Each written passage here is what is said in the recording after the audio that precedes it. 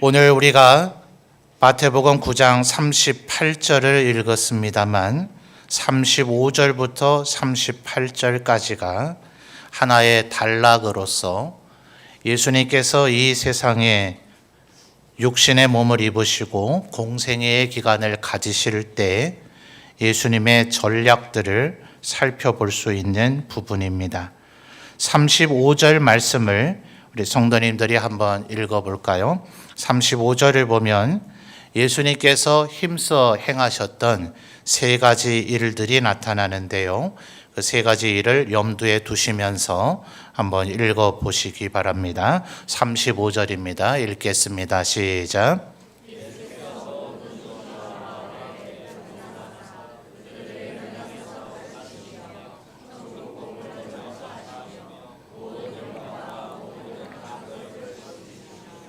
아멘. 자, 찾아지시죠? 순서대로 하면 첫 번째 뭡니까? 가르치시고, 두 번째요, 전파하시고, 세 번째는요, 고치셨다. 자, 이렇게 세 가지 일을 힘쓰셨습니다. 그런데 여러분, 예수님께서 이 세상에 인간이 왜 되셨죠? 천사 가브리엘이 모친인 마리아에게 와서 네가 이제 잉태하여 아들을 낳을 것이니 그 이름을 예수라 하라 그랬죠. 왜 예수라 하라고 했습니까? 이는 자기 백성을 저희 죄에서 구원할 자이기 때문에 그렇다. 이렇게 이야기를 하였습니다. 자, 그러니 천사 가브리엘의 고지에서도 나타나듯이 예수께서 인간이 되셔서 이 땅에 오신 이유는 뭡니까? 하나님의 백성들을 자기들의 죄에서 구원하시기 위함이셨는데 주님께서는 그 일을 어떻게 이루셨죠? 십자가 위에서 우리 대신 죽어주심으로 우리의 죄를 대속하시고 우리의 죄를 씻어주심으로써 우리의 구원을 이루셨다 하는 거죠. 자, 그런데 지금 우리가 9장 35절에서 읽은 이 일은 예수님의 그 십자가의 대속의 사역과는 직접적으로는 아무런 연관이 없잖아요. 말하자면 주님께서는 굳이 이 일을 하지 않으셔도 십자가를 지고 우리 대신 죽으시는 것을 하는데 아무런 문제가 없죠. 우리가 흔히 예수님께서 30살에 세례 요한에게 세례를 받으시고 그리고 복음서의 기록을 보니 같은 날이라고는 볼 수 없는 6월절의 일화가 3번 또 보기에 따라서는 4번 나오므로 신학자들은 예수님의 공생애가 3년 혹은 4년이다 얘기를 하지만 대다수의 신학자들은 3년이라고 말하고 있기 때문에 교회는 전통적으로 흔히 예수님의 공생애를 3년이라고 이야기하곤 했습니다.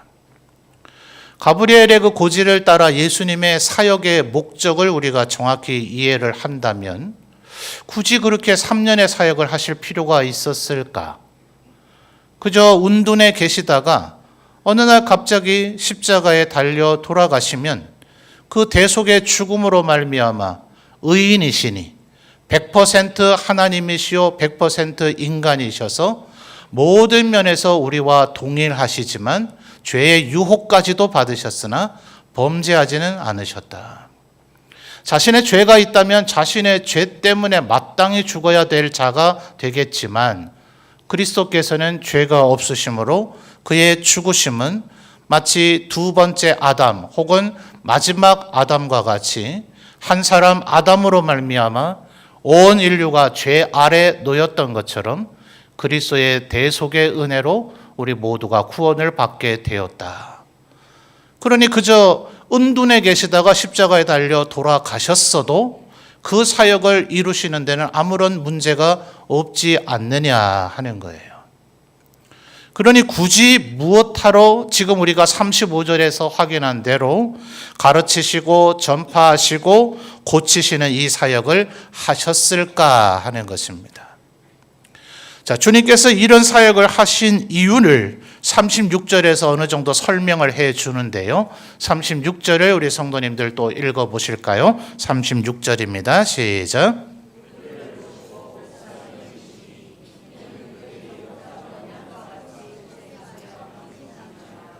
아멘. 예수님께서 36절 상반절을 보니까 무리를 보시고 어떤 마음을 가지셨어요? 불쌍히 여기셨다. 그래서 가르치고 전파하고 고치시는 일을 했다는 것인데요. 무리를 보시고 불쌍히 여기신 이유가 36절 하반절에 뭐라고 설명합니까? 그들이 뭐 같아요? 목자 없는 양과 같았기 때문이다 하는 거예요. 그런데 참 아이러니하게도 말입니다. 요한복음을 보면 예수님께서 스스로를 가리켜서 나는 이런 존재다. 마치 호렙산에서 모세를 처음 만난, 하나님께서 모세를 처음 만났을 때 내가 애굽에 가서 도대체 누가 나를 보냈다고 해야 합니까? 하니 하나님께서 나는 스스로 있는 자다. 이렇게 하나님 자신을 설명하셨는데 마치 예수님께서 바로 그 하나님의 말씀을 그대로 인용하는 듯이 요한복음에는 나는 이런 존재다 하는 얘기를 많이 하셔요. 나는 빛이다 이렇게 얘기하기도 하시고 나는 생명의 떡이다 이렇게 얘기하시고 나는 영원히 목마르지 않을 생수다 이런 얘기도 하시는데 36절과 관련된 표현도 하셨죠. 뭐라 하셨습니까? 나는 삭군이 아니고 도적이나 강도 때도 아닌 나는 참된 목자라 그러셨어요. 자, 그러니 예수님이 지금 이들과 함께 있습니까? 함께 있지 않습니까? 지금 36절에 예수님께서 무리를 보시고 불쌍히 여기셨다 그랬는데 정작 이 무리들과 예수님은 지금 함께 계시잖아요. 그런데 왜 이들을 가리켜서 목자 없는 양과 같아서 불쌍히 보였다라고 표현을 하시느냐 말이에요. 자, 35절로 다시 거슬러 가서 볼까요? 35절을 보면 예수께서 어디를 다니셨습니까? 모든 도시와 마을에 그다음 뭐라 표현하죠? 두루 다니사. 자, 예수님은 100% 하나님이시지만 성육신 하신 동안에는 100% 인간이셨기 때문에 부활하신 이후에는 공간의 제약을 받지 않으셨죠. 제자들이 겁이 나서 문을 꼭꼭 걸어 잠그고 있었지만 문을 열지 않고도 그 안으로 들어오셨어요. 순식간에 엠마오로 가고 있는 두 제자에게 나타나셨는가 하면 예루살렘에 있는 다른 제자들에게 나타나셨고 또다시 갈릴리로 가 있는 제자들에게 나타나실 정도로 부활하신 예수 그리스도께서는 공간의 이동의 제약을 받지 않으셨죠. 그러나 성육신 하셔서 우리와 똑같은 인간의 몸을 입으셨던 주님은 우리와 똑같이 피곤하셨고 때로는 주무셔야만 하셨고 때고는 배고프셔서 시장을 느끼시는 분이셨다 하는 거죠. 그러니 그런 예수님께서 35절에 두루 다니시려면 동시에 두 곳 이상의 마을에 존재해 계실 수가 있습니까? 없죠. 가버나움에 계실 때에는 벳세다 사람들은 예수님을 볼 수 있는 방법이 없어요. 가버나움으로 나와야 되지요. 예수님께서 벳세다에 계실 때는 거라사 사람들은 예수님을 만나 뵈올 방법이 없습니다. 예수님께서 거라사에 계실 때는 나사렛 사람들은 예수님께 나오지 않는다면 그들은 예수님을 만나 뵈올 방법이 없어요. 그러니 사람들이 예수님을 만나는 목자 앞에 있는 양과 같이 되는 상황은 국한되고 제한될 수밖에 없다는 거예요. 더더군다나 제자들은 예수님께서 십자가에 달려 죽으시고 부활하실 거라는 것을 가이사랴 빌립보에서부터 이야기하시기 전까지는 꿈에도 상상을 못했죠. 그러니 베드로가 그런 말씀은 하시지도 말라, 꿈도 꾸지 말라, 어디서 그런 얘기를 하시느냐 하면서 예수님을 힐난했다라고까지 얘기를 했고 그 이후 예수께서 실제로 십자가에 달려 죽으셔서 3일이 지날 동안도 아무도 그 예수님의 말씀을 머리에 염두에 두고 있지 않았다. 오직 예수님만이 내가 이 땅에 온 것은 나는 십자가를 지고 온 인류의 죄를 구속하기 위해서 이 땅에 온 것이다. 어머니가 포도주가 떨어졌습니다 할 때에 내 때가 아직 되지 않았다. 이 성전이 대단하지 않습니까? 이 성전을 헐라. 그러면 3일 만에 내가 다시 지으리라. 주님은 언제나 우리를 대신하여 십자가에 달려 죽으시고 그리고 아버지께로 돌아가셔야 된다는 것을 언제나 염두에 두고 계셨다. 자, 그러니 지금 성육신하여 우리들과 함께, 무리들과 함께 계실 동안에도 이 마을에는 계실지라도 저 마을에는 계실 수가 없는, 온 동네에서 갈릴리 바닷가로 모여서 5,000명이나 되는 사람이 몇 날 며칠 말씀을 들을지라도 결국은 오병이 얻어먹고서는 자기의 집으로 돌아가야 되지 그곳에서 영원히 살 수는 없는, 그러니 예수님 곁을 떠나간 그들은 또 다시 36절의 표현대로 목자 없는 양과 같이 고생하며 기진할 이들이 분명하지 않습니까? 그리고 예수께서 부활하셔서 승천하시고 나면 그 이전의 세대도 그러했고 그 이후의 세대들과 오늘의 우리도 그러하듯이 목자 없는 양처럼 유리방황할 가능성이 많으므로 주님께서는 3년의 공생의 기간이 필요하셨다. 그래서 3년 동안 주님은 35절에서 우리가 확인한 대로 뭘 하셨다고요? 가르치시고 전파하고 고치시는 일을 힘쓰셨더라 하는 거예요. 그리고 지금 38절 오늘 우리가 읽었습니다만 주님께서 뭐라고 얘기하셨죠? 추수할 일꾼들을 보내어 주소서 이렇게 기도하라 하시고서는 10장 1절에서부터 4절까지를 보면 그들 가운데 12명의 제자를 부르셔서 12사도로 임명하는 사건이 바로 이어지게 됩니다. 그러니 주님께서는 이 세상에 오셔서 약 33년의 생애를 사시고 다시 하나님 곁으로, 하나님 보좌 우편으로 되돌아가셔서 하나님께서 명하신 그날 우리 가운데로 재림하실 그때까지 이 땅에 있는 하나님의 백성들이 계속해서 하나님을 온전히 믿고 하나님의 백성으로 살아가도록 하기 위한 예수님의 전략은 35절에 표현된 가르치고 전파하고 고치는 것을 통해 끊임없이 새로운 일꾼들을 일으켜 세우는 것이었더라 하는 겁니다. 그러니 예수님 당시 때에도 이러했거늘 오늘 이 시대에는 오죽하겠어요. 그래서 우리에게는 언제나 새로운 일꾼들이 필요한 것입니다. 어떤 일을 해야 된다고요? 자, 35절의 세 가지 다시 한번 따라해 보실까요? 가르치며, 전파하며, 고친다. 여러분, 교회가 해야 되는 사역이 무엇이 제일 중요할까요? 아마도 모두가 그러지는 않으시겠습니다만 사람의 본성이란 자기가 하는 일이 제일 중요하다고 여기기 마련입니다. 실제로 어떤 분들은 과거에는 다른 일을 했다가 어느 날 자신의 사역의 포지션이 바뀌자 그 이전에는 자기가 맡았던 일이 그렇게 중요하다고 강변을 하던 분이 새로운 일을 맡게 되자 그 일이 아니라 이 일이 제일 중요한 일이라고 말하는 것을 제가 종종 보게 됩니다. 여러분, 우리 남자분들이 군 복무를 하는데 어느 부대가 가장 힘든 부대인지 압니까? 자기가 근무했던 부대가 제일 힘든 부대입니다. 뭐 특수부대가 어떻고 뭔 임무를 하든 요즘 뭐 어느 채널에 보니 강철 부대라는 것 프로그램을 통해서 나름 난다긴다 하는 부대들 나와서 막 누가 더 세냐 이런 거 겨뤄보던데 그거 아무 의미 없고요. 내가 근무한 부대가 제일 힘든 부대입니다. 그런 것처럼 사람의 본능은 내가 하는 일이 가장 중요한 일이라고 말할 가능성이 높습니다. 그런데 35절은 분명히 말하기를 주님께서는 이 세 가지 일을 힘쓰셨다 하는 거예요.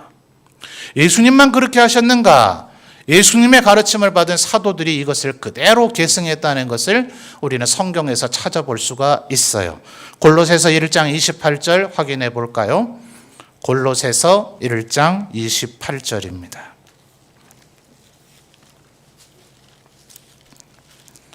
신약 성경 325페이지에 나옵니다. 골로새서 1장 28절. 자, 앞에 스크린에도 나옵니다. 같이 읽어 주십시오. 시작.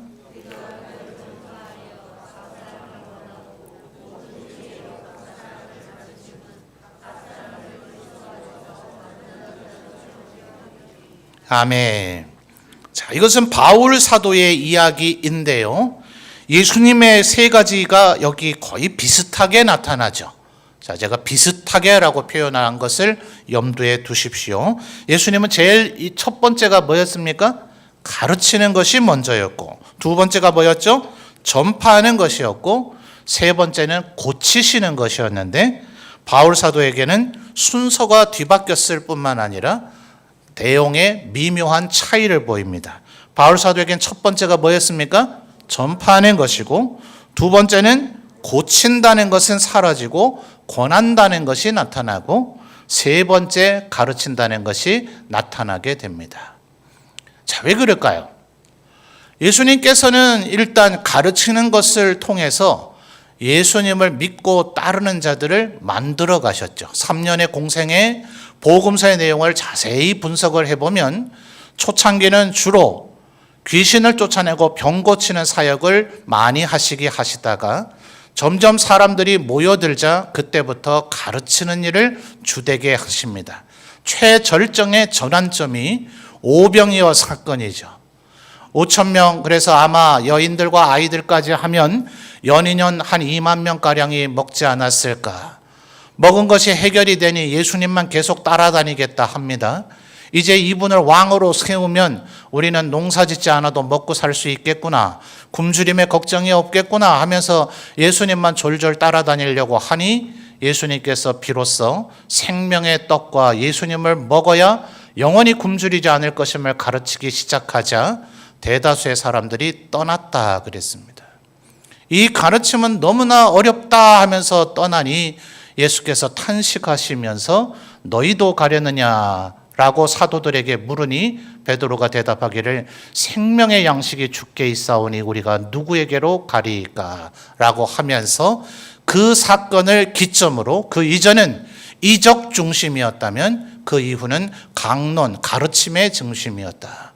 가르침을 통해서 예수께서 누구이시며 예수님을 믿게 하는 사역을 주님은 힘쓰셨다면 안디옥 교회를 통해서 최초의 선교사라 할 바울은 전파하는 전도와 선교의 사역을 제1의 사역으로 삼았다 하는 거죠. 물론 전파를 통해서 예수님을 믿게 된 이들을 끊임없이 가르치기 위해서 바울은 편지를 쓰거나 도시를 재방문해서 그들을 강론했기 때문에 신약 성경 절반 이상이 그의 편지로 이루어질 정도로 바울 사도 또한 가르치는 일을 힘썼다 하는 거죠. 차이점은 예수님은 고치셨는데 바울 사도는 권했어요. 이것이 바로 우리를 위한 바울의 표현입니다. 바울 사도도 고치는 일을 못했던 것 아닙니다. 베드로와 바울도 예수님 못지않게 하나님께서 권능을 주셔서 이적을 행하셨으니 그도 나도 전파하고 고치고 가르쳤다라고 말할 법한데 그는 왜 권한다고 얘기했을까요? 바울 사도는 고린도전서 12장 어간에서 하나님이 주시는 이 은사와 관련해서 얘기하기를 하나님께서 모든 사람에게 동일한 은사를 모두 다 주지는 않으신다. 예컨대 항공모함이라고 하는 거대한 배가 있다면 거기에는 키를 잡은 사람은 몇 명이면 충분하죠. 주방에서 음식을 만드는 사람도 몇 명이면 됩니다. 아마 그 임무를 6개월 이상 행할 때도 있을 테니 그 안에 이발사도 있어야 될 겁니다. 모두가 이발사일 필요는 없죠. 모두가 주방장일 필요는 없죠. 모두 다 배의 키를 움켜쥐겠다고 할 필요가 없는 은사에 따라 꼭 필요한 만큼만 우리에게 허락하시는지라 오늘날에도 병든 자를 고치는 하나님의 은사가 중단된 것은 아니나 꼭 필요한 자들에게는 주신다.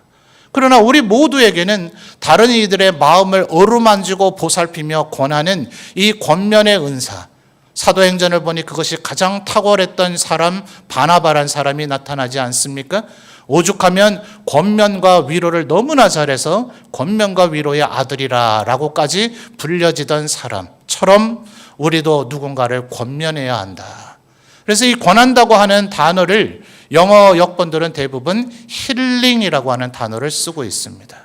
우리의 따뜻한 말 한마디가 어쩌면 한 그릇 사주는 밥 한 그릇이 한 잔 권하는 커피가 누군가의 마음을 어루만지고 새 용기를 줄 수 있는 것, 이건 우리 모두 다 누구라도 할 수 있는 것이죠.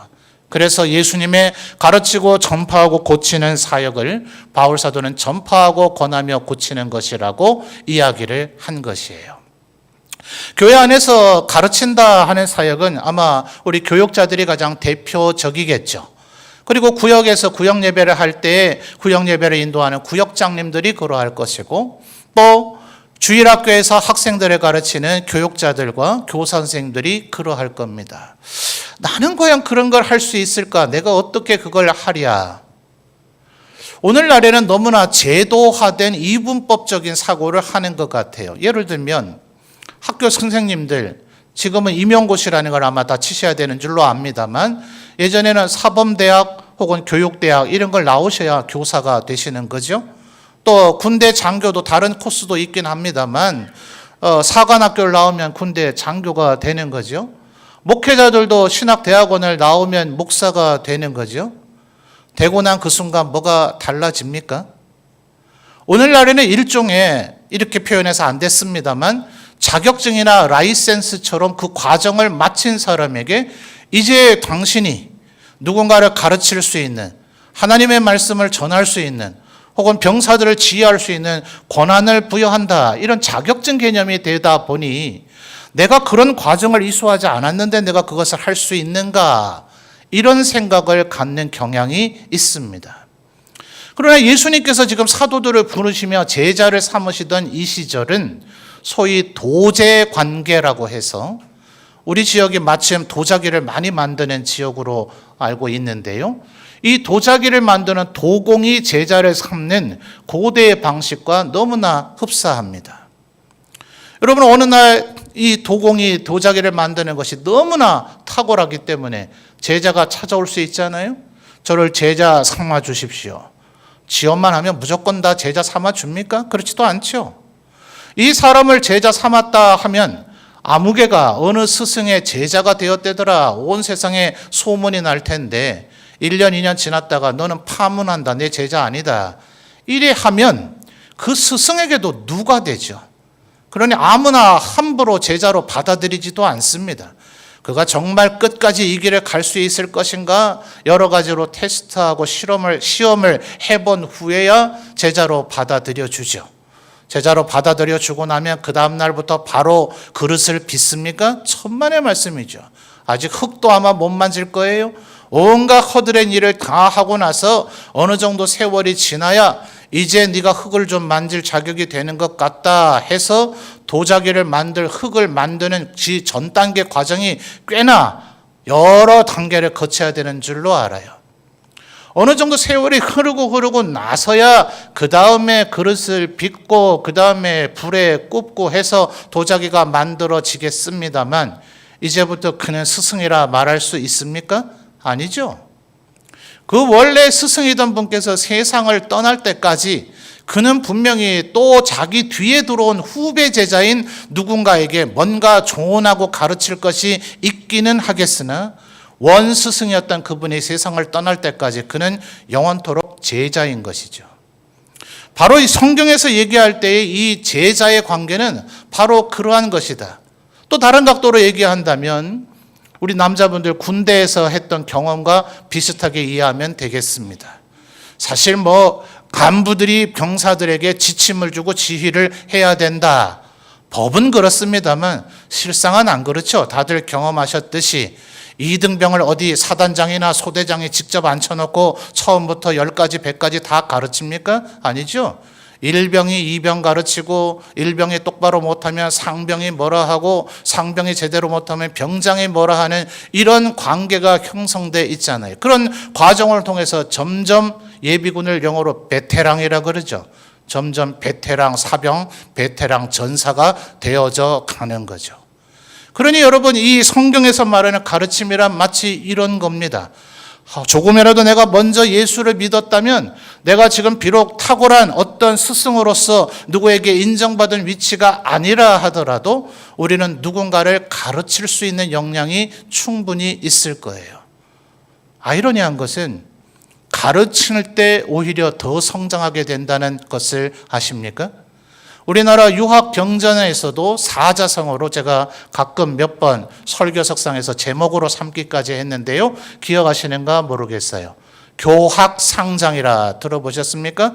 가르치는 것과 배우는 것은 서로 성장하게 되어 있다. 그러니 오히려 내가 아직 한참 멀었다. 나는 아직 믿음이 뭔지 잘 모르겠다. 도대체 예수 믿는 것이 무엇인가? 여러분 보고 설교하라고 하지 않습니다. 이 강단에 세우지 않습니다. 여러분에게 어마어마한 일을 맡기지 않습니다. 그러나 도전하십시오. 분명히 누군가를 가르치고 누군가를 권면하는 일을 하는 과정 속에서 오히려 자라가는 여러분을 발견하게 될 것입니다. 여러분이 어떤 역할을 하게 되든지 간에 여러분이 최종 탑 리더가 아니라 여러분이 하는 일이 그것보다는 이렇게 하는 것이 더 지혜롭지 않겠습니까? 여러분에게 조언을 하는 여러분의 상위 리더가 반드시 있게 되어져 있어요. 그러니 이렇게 서로 가르치고 배우는 일들을 함께 할 때 하나님의 백성들 모두가 성장하게 된단 말입니다.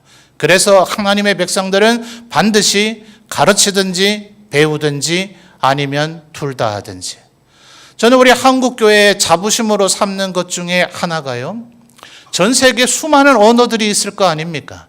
도대체 이 하나님의 백성들이라고 불려지는 사람들이 모인 이들, 그리스도를 닮아서 안디옥 교회에서는 그리스도인이라 불려졌던 이들의 모임을 도대체 뭐라고 불러야 됩니까?